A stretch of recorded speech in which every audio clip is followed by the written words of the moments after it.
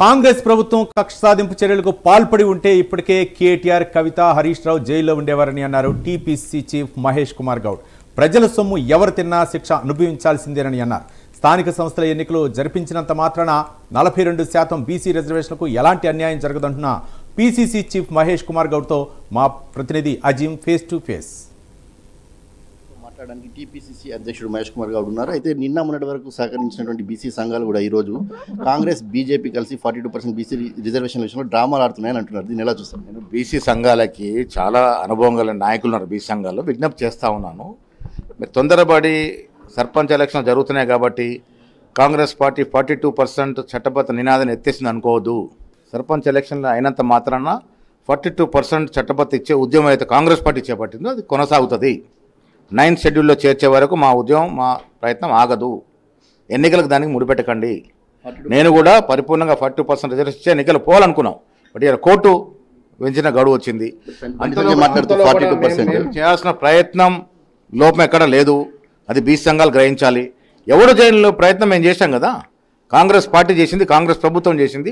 ముఖ్యమంత్రి రేవంత్ రెడ్డి అయి ఉండి కూడా ఆయన ప్రయత్నం చేశాడు కదా. కుల సర్వే ఎవరు చేశారు ఈ రాష్ట్రంలో? ఏ దమ్మున ప్రభుత్వం చేసింది దేశంలో? ఏకైక ప్రభుత్వం ఇండిపెండెన్స్ తర్వాత కుల సర్వే చేసిందంటే తెలంగాణ ప్రభుత్వం రేవంత్ రెడ్డి నేతృత్వంలో.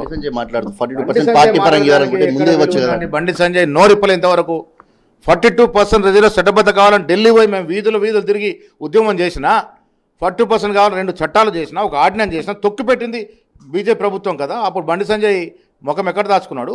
ఏలెందుకు మాట్లాడుతున్నాడు?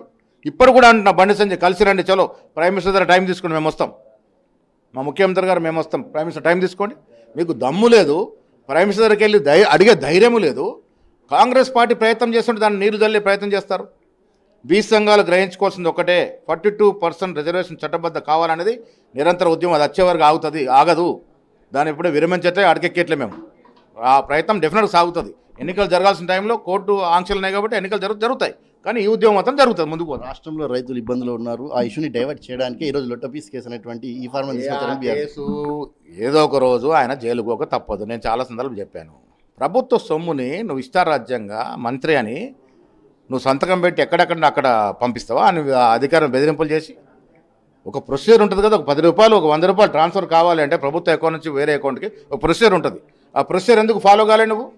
లేదు హైదరాబాద్ ప్రతిష్టని పెంచడానికి నువ్వు ఇష్టారాజ్యంగా డబ్బులు ధరత్వం చేస్తావా? ఎవరు ఒప్పుకుంటారు? అది ప్రభుత్వ ఖజానా నుంచి 100 రూపాయలు పోయినా దానికి సహేతుమైనటువంటి కారణం ఉండాలి. ఏ కారణం లేకుండా, ఒక ప్రొసీజర్ లేకుండా 50 కోట్ల పైచలకు నువ్వు డబ్బును వేరే ఒకటి అకౌంట్కి ట్రాన్స్ఫర్ చేసినావంటే ఇది అవినీతి జరిగిందా జరగలేదా? మోదీ రేవంత్ రెడ్డి చీకటి ఒప్పందంతోనే గవర్నర్ అనుమతి వచ్చిందని కూడా అంటున్నారు. మరి మోడీ రేవంత్ రెడ్డి ఒప్పందం ఉంటే 6-7 మాసాలకు ఎందుకు పెండింగ్ ఉంది? జూబ్లీహిల్స్ ఎన్నిక తర్వాత దిమ్మ తిరిగి వాళ్ళు పర్మిషన్ ఇచ్చారు. ఇలా బీజేపీ ఖతమైపోతుందని డిపాజిట్ పోయింది. జూబ్లీహిల్స్ ఎన్నికల్లో కిషన్ రెడ్డి గారి పార్లమెంట్లో ఉన్నట్టు ఎన్నికల్లో డిపాజిట్ పోయింది. ఎవరి కోసం డిపాజిట్ పోగొట్టుకున్నారు? ఎవరి మంచి కోసము? బీఆర్ఎస్ అభ్యర్థిని గెలిపేయాలని కదా బలహీనమైన క్యాండిడేట్ పెట్టింది. లోపాయకర ఒప్పందం లేరా వీళ్ళు? బండి సంజయ్ గారు తెలియదు పాపం. నా దగ్గరకు వస్తే చెప్తా ఈ లోపాయకర ఒప్పందం ఎవరికి ఎట్లుందో, కిషన్ రెడ్డికి కేసీఆర్కి ఎట్లుందో మంచి వివరంగా సౌకర్యంగా. కేసులో రేవంత్ రెడ్డి జైలుకి వెళ్ళారు కాబట్టి ఈరోజు కేటీఆర్ కూడా పంపాలనుకుంటుంది కాంగ్రెస్ ప్రభుత్వం. కక్ష సాధింపు అనే మాట లేదు. రేవంత్ రెడ్డి గారికి కక్ష సాధింపు అనే మాట ఉంటే కాంగ్రెస్ ప్రభుత్వం వచ్చిన 10 రోజుల లోపల ఈ ముగ్గురు కేసీఆర్, కేటీఆర్, హరీష్ రావు, కవిత అంతా జైల్లో ఉండాలి. ఎందుకు లేరు? మాకు ప్రజాస్వామ్యం నమ్మకం ఉంది, ప్రొసీజర్ ప్రకారం జరగాలి.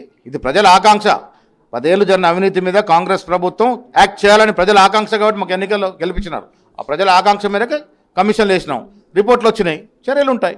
కక్ష సాధింపు దూరంలో కాంగ్రెస్ ప్రభుత్వం వెళ్ళేటువంటి ఆస్కారమే లేదు. ఎవరు తప్పు చేసినా వారికి శిక్ష పడక తప్పదని చెప్తున్నారు. అలాగే 42% బీసీ రిజర్వేషన్ విషయంలో కూడా బీసీ సంఘాలు కూడా దీన్ని గ్రహించుకోవాలి. ఖచ్చితంగా సాధించేవారు కూడా కాంగ్రెస్ పార్టీ పోరాటం కొనసాగుతుందని పీసీసీ చీఫ్ మహేష్ కుమార్ గారు చెప్తున్నారు. కెమెరామెన్ సిన్నుతో అజీం, ప్రైమ్ 9.